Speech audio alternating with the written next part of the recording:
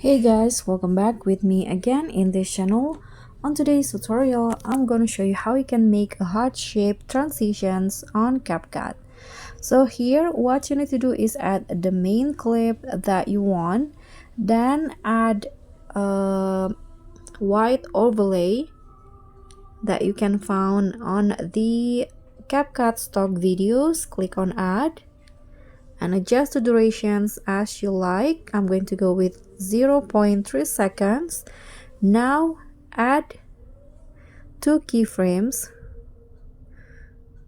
So here I'm going to go to mask first, select the heart shape. You can put some blur edges if you want, add a keyframe, and then go to the end of the white overlay and make the heart bigger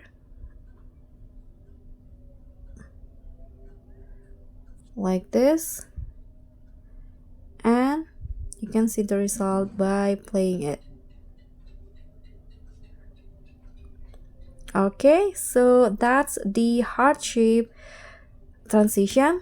Thank you guys so much for watching. Don't forget to like, comment, and subscribe, and also click on thanks. Bye.